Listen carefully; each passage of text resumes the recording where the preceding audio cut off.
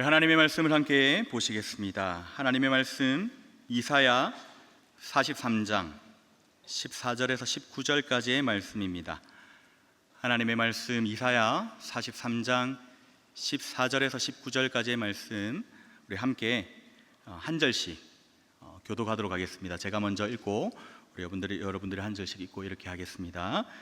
너희의 구속자여 이스라엘의 거룩한 이 여호와가 말하노라. 너희를 위하여 내가 바벨론에 사람을 보내어 모든 갈대아 사람에게 자기들이 연락하던 배를 타고 도망하여 내려가게 하리라.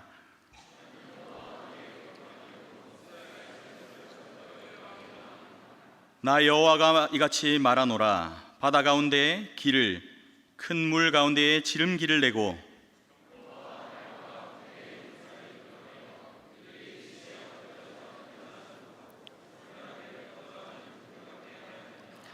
너희는 이전 일을 기억하지 말며 옛날 일을 생각하지 말라.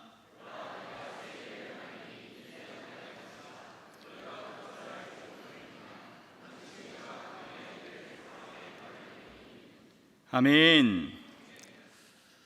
우리 제목을 함께 큰 소리로 읽어보도록 하겠습니다. 자, 시작. 새 일을 행하리라. 할렐루야. 하나님께서 저와 여러분들의 삶에 그리고 우리 세계로 교회 가운데 온 열방에 새 일을 행하실 줄 믿습니다.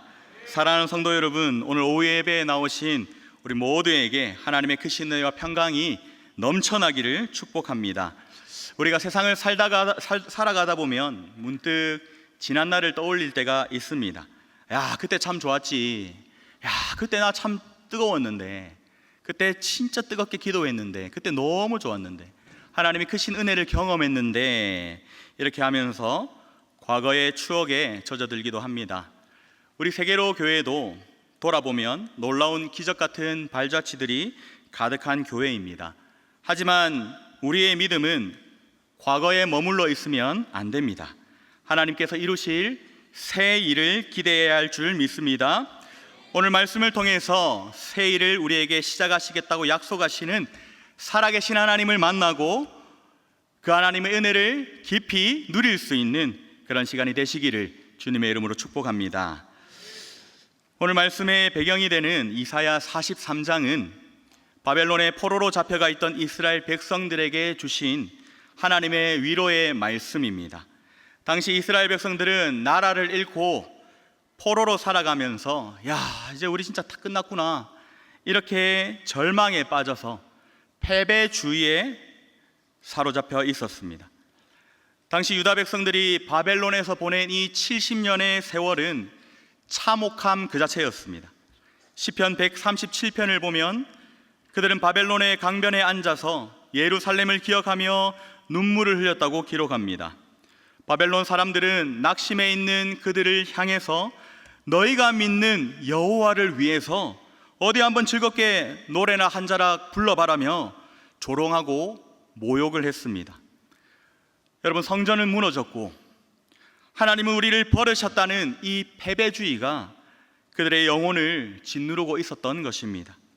찬양을 잃어버린 채 소망 없이 살아가던 그들에게 하나님은 과거 애굽에서 그들을 구원하시고 홍해를 가르셨던 위대한 출애굽의 기적을 먼저 기억나게 하십니다. 오늘 본문 16절에서 17절 말씀을 한번 보시겠습니다.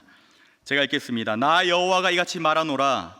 바다 가운데에 길을, 큰 물 가운데에 지름길을 내고 병거와 말과 군대의 용사를 이끌어내어 그들이 일시에 엎드러져 일어나지 못하고 소멸하기를 꺼져가는 등불 같게 하였느니라. 아멘.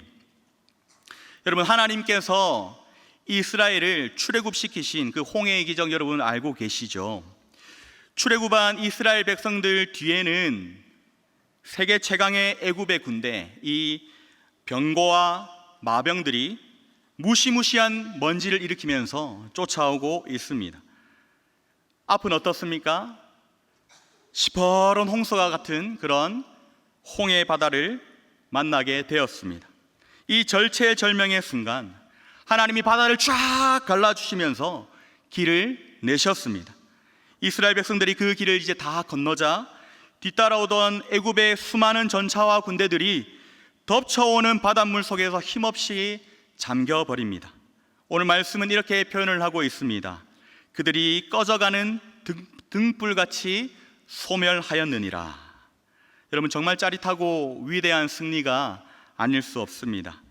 그런데 바로 그 직후에 오늘 본문 18절에서 이렇게 말씀을 하고 있습니다. 18절 말씀 우리 한번 같이 읽어보겠습니다. 시작. 너희는 이전 일을 기억하지 말며 옛날 일을 생각하지 말라. 아멘. 이 말씀은 과거의 은혜를 배은망덕하게 잊어버리라고 하는 그런 말씀의 뜻이 아닙니다. 과거의 영광이나 상처에 갇혀서 지금 내 앞에서 역사하시는 하나님의 이 새로운 역사를 제한하지 말라는 뜻입니다. 제가 처음에 이 교회에 발을 디뎠던 때가 기억이 납니다. 2001년, 많이 오래됐습니다. 2001년 뜨거운 여름이 지나갈 무렵인 그 8월 26일 주일이었습니다. 태어나서 저는 처음으로 이 교회라고 하는 곳에 왔습니다. 저는 사실 엄청난 극아이 성향을 가진 내성적인 학생, 비웃습니까? 네, 우리 옛날 제자들이 좀 비웃고 있습니다. 네, 완전 극아이적인 그 내성적인 학생이었습니다. 저는 가족들과도 대화를 잘 하지 않는 그런 상태였습니다. 그런데 제 여동생은 저와 반대로 극이, 완전히 외향적인 그런 성격을 가지고 있었거든요. 제가 처음 교회에 왔는데 동생이 저를 이리저리 막 끌고 다니면서 막 인사를 시키는 겁니다. 선생님, 우리 오빠예요, 막 인사를 시키는데 정말 마음이 힘들었습니다. 그래서 속으로는 겉으로는 막 이렇게 안녕하세요 이런 인사를 하면서 속으로는 막 머리를 꽉 쥐어박고 싶었습니다. 그리고 너무 부끄러워서 막 도망가고 싶다는 그런 생각이 들었었습니다. 그때 학생의 선생님이셨던 21살의 아주 멋진 청년 정천훈 선생님을 만났습니다. 솔직히 첫인상이 너무 무서웠습니다. 그런데 저를 보고 환하게 웃어주시는 그 모습을 보면서 진짜 무서웠습니다. 하지만 그 서툴고도 따뜻했던 사랑과 성도님들의 관심과 이 환대 덕분에 저는 교회에 잘 적응을 할 수 있었습니다. 당시 우리 교회 이름이 녹산제일교회였습니다. 그때 제가 기억하기로 300명 정도가 모였던 걸로 기억하는데 정말 뜨겁게 부흥하고 성장하던 시절이었습니다. 그때 우리가 참 많이 기도했던 것 같습니다. 새 성전을 지어야 하는데 땅이 그린벨트로 묶여 있었습니다. 주위에서는 야, 그린벨트가 풀릴 리가 있냐, 엄청 오랜 시간 그렇게 묶여 있었는데 말도 안 되는 소리다 하면서 비웃었습니다. 제일 어린이집은 컨테이너를 갖다 놓고 이렇게 교육하던 시절이었는데요, 나라에서 점검이 나온다고 하면 책장과 물건들을 옮겨야 된다면서 부랴부랴 달려가서 뛰어다녔던 그런 기억도 생생합니다. 그 당시 우리는 2025 글로벌 비전이라는 엄청난 꿈을 선포하고 비전 헌금을 드리면서 기도했습니다. 도대체 하나님께서 이 비전을 어떻게 이루어 주실지, 이 시골교회의 비전을 어떻게 이루어 주실지 아무도 알 수가 없었습니다. 그러나 성도 여러분, 결과가 어떻게 되었습니까? 하나님은 살아계셔서 우리의 기도를 다 들으셨습니다. 말도 안 된다는 그 그린벨트가 풀렸고 여러 번의 새 성전을 건축하게 하셨으며 지금의 이 놀라운 세계로 교회를 세워주셨습니다. 알 수 없었던 그 글로벌 비전은 그대로 이루어져서 지금은 전 세계 수많은 선교사님들을 든든하게 후원하고 파송하는 세계적인 선교하는 교회가 되었습니다. 성도 여러분, 하나님은 과거의 기적에 머물러 계시는 분이 아닙니다. 과거의 은혜도 너무나 감사하지만 하나님은 오늘 우리 교회에 이렇게 말씀하십니다. 사랑하는 세계로 교회야, 녹산제일교회 시절도 은혜도 그 은혜도 정말 귀하고 감사한 일이지만 거기에 머물지 마라. 내가 그것보다 훨씬 더 크고 놀라운 일을 너에게 행할 것이다. 과거를 뛰어넘어 역사하시는 하나님을 믿음으로 바라보는 저와 여러분들이 되시기를 축복합니다. 본문 19절 말씀을 보시면 하나님이 이렇게 말씀하십니다. 보라, 내가 새 일을 행하리니 이제 나타낼 것이라. 너희가 그것을 알지 못하겠느냐? 반드시 내가 광야의 길을 사막의 강을 내리니. 할렐루야. 여러분, 광야에는 길이 없습니다. 사막에는 물이 없습니다.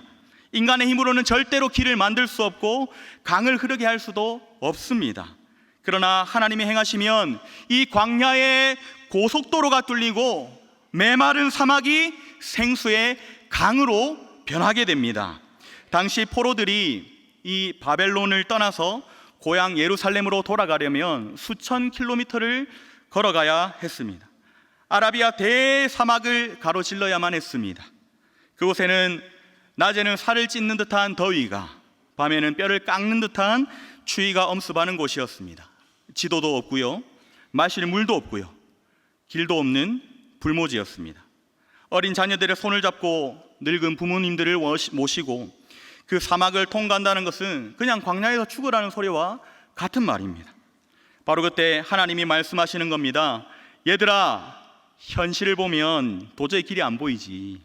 그러나 걱정하지 마라. 내가 그 거친 광야에 고속도로를 뚫어버릴 것이다. 타들어가는 사막 한가운데에 마르지 않는 생수의 강을 내가 할 것이다. 이렇게 약속하시는 것입니다. 사랑하는 성도 여러분, 인간의 불가능은 하나님의 기적이 시작되는 통로입니다. 예레미야 33장 2절과 3절 말씀에 이렇게 말씀하십니다. 이를 행하시는 여호와, 그것을 만들며 성취하시는 여호와, 그의 이름을 여호와라고 하는 이가 이와 같이 이르시도다. 너는 내게 부르짖으라. 내가 내게 응답하겠고 내가 알지 못하는 크고 은밀한 일을 내게 보이리라. 아멘. 하나님은 없는 것을 있게 하시고 불가능을 가능케 하시는 분이십니다. 이를 행하시는 분이십니다. 믿으시기를 바랍니다. 제 인생에도 참으로 어두운 광야와 같은 그런 시절들이 있었습니다. 그런 시절들을 이제 다 보내고 예수님을 믿은 지 얼마 안 됐을 때의 일입니다. 주일 저녁부터 3일간 부흥 집회가 열렸습니다. 저는 집회를 다 참석하였고 마지막 날 새벽에도 이제 학교 갈 준비를 다 하고 새벽 집회에 참석했습니다. 은혜를 받고 뜨겁게 기도하고 교회 문을 나서서 이제 나가는데 담임 목사님께서 저를 다정하게 부르셨습니다. 아들아, 이렇게 부르시는 거예요. 그리고는 손에 2만 원을 쥐어주시면서 말씀하셨습니다.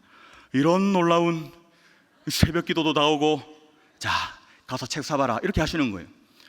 그래서 보니까 2만 원이 있는데 너무 깜짝 놀랐습니다. 당시 가난했던 저에게 이 2만 원은 너무나 큰 돈이었습니다.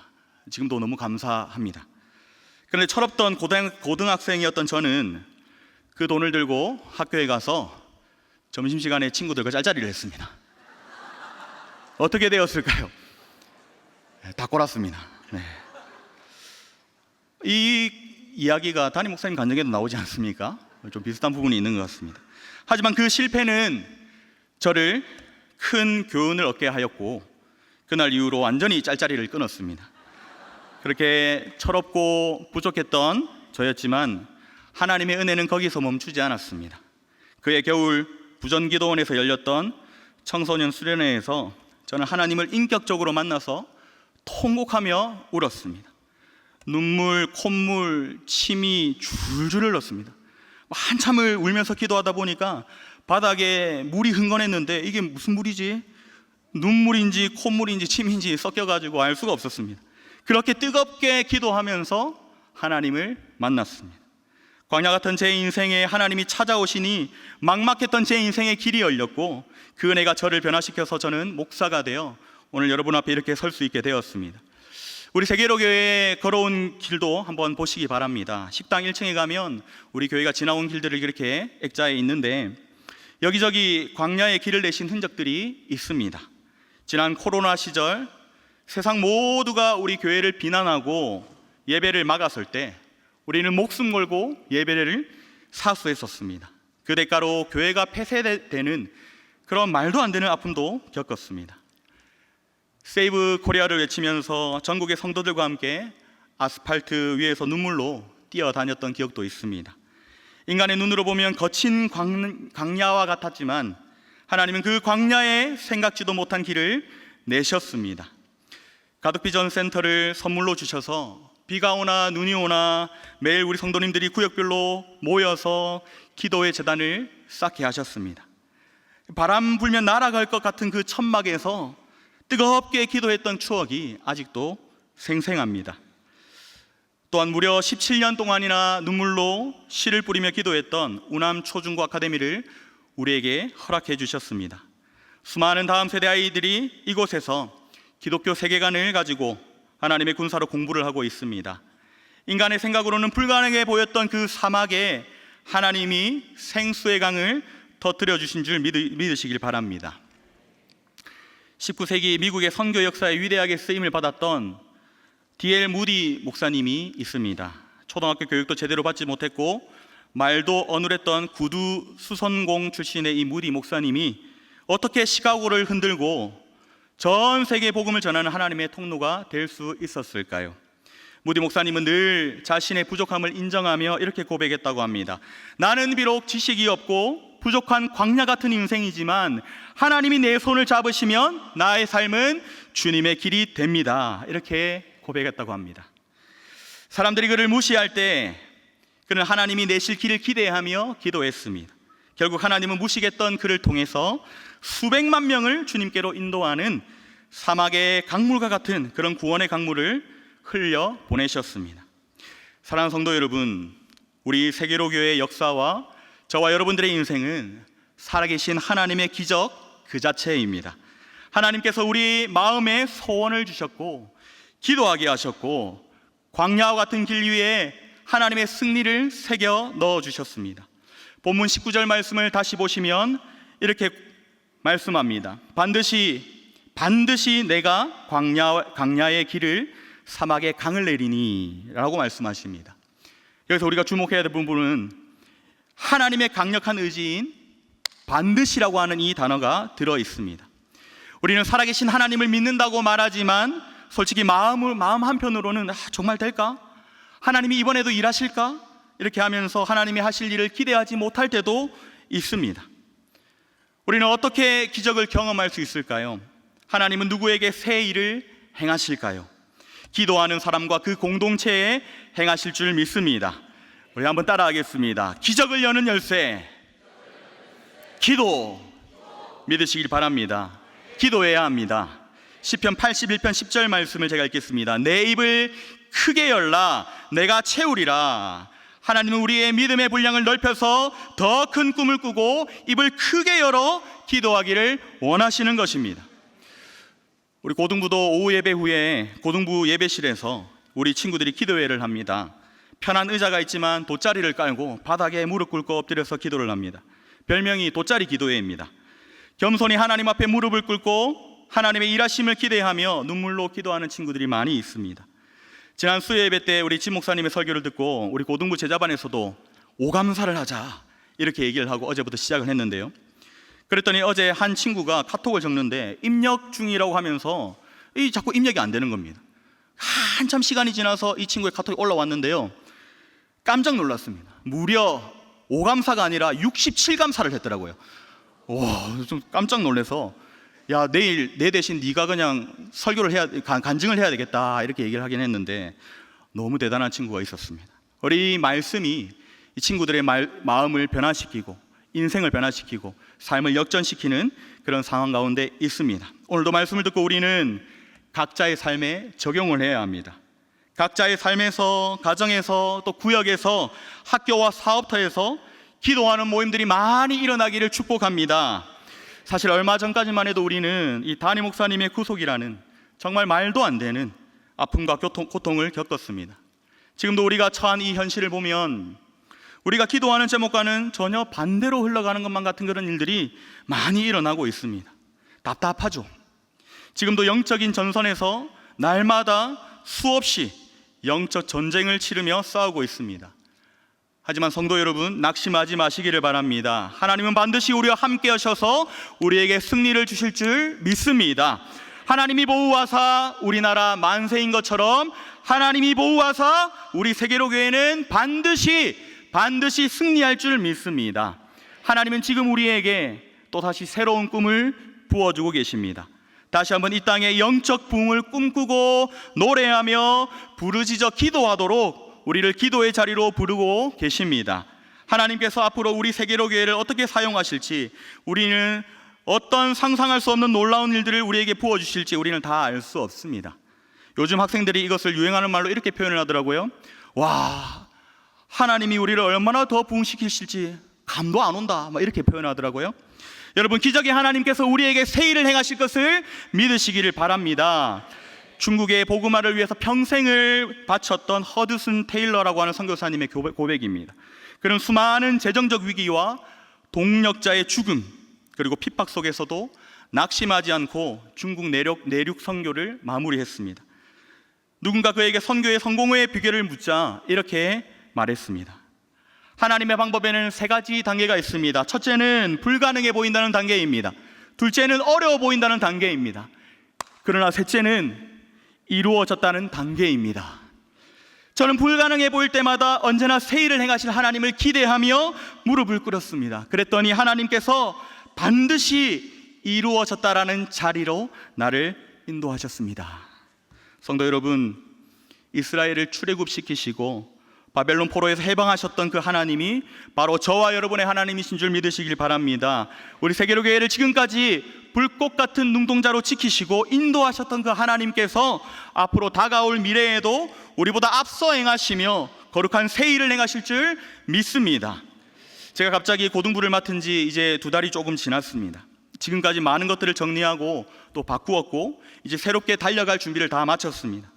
놀라운 것은 고등부에 와보니 제가 학교를 다니던 시절과 너무 달랐습니다. 의외로 공부를 열심히 하는 친구들이 너무 많은 겁니다. 잘하는지는 잘 모르겠지만 열심히 하더라고요. 1년에 4번 시험 기간이 있습니다. 시험 기간이 되면 2, 3주씩 빠지는 친구들도 있더라고요. 마음이 너무 아팠습니다. 한번 생각해 보십시오. 그렇게 빠지면 1년에 얼마나 빠지게 될까요? 3달을 빠집니다. 눈물이 났습니다. 충격적이었습니다. 말씀으로 고등부 친구들에게 도전했습니다. 평일에 단 1분도 허투루 쓰지 말고 최선을 다해서 공부하고 주말에는 하나님께 목숨을 걸어라. 시험 기간에 공부냐 예배냐 시험 들지 말고 예배에 목숨을 걸어라. 지금 네 성적을 믿지 말고 살아계신 하나님을 믿어라. 이렇게 도전을 했습니다. 중간고사가 다가왔습니다. 어떻게 되었을까요? 제가 시험에 들 뻔했습니다. 그래도 은혜로 잘 지나가고 계속 기도하고 있습니다. 계속 말씀을 전하고 있습니다. 기말에는 어떻게 될지 모르겠습니다. 또 그 시험 기간이 제가 시험 드는 기간이 될지도 모르겠습니다. 그러나 계속 낙심하지 않고 기도하고 말씀을 전할 예정입니다. 하나님께서 우리 고등부에 새 일을 행하실 줄 믿습니다. 주님을 바라보고 목숨을 거는 10대들에게 새 일을 행하실 줄 저는 믿습니다. 고등부에 놀라운 붕을 행하실 줄 믿습니다. 고등부 아멘? 아멘. 사랑하는 성도 여러분, 내 삶과 우리 교회에 행하실 하나님의 새 일을 바라보십시다. 오늘 이 시간 우리의 영적 입을 크게 열어서 하나님 앞에 기도로 나아가십시다. 저를 한번 따라 외쳐주십시오.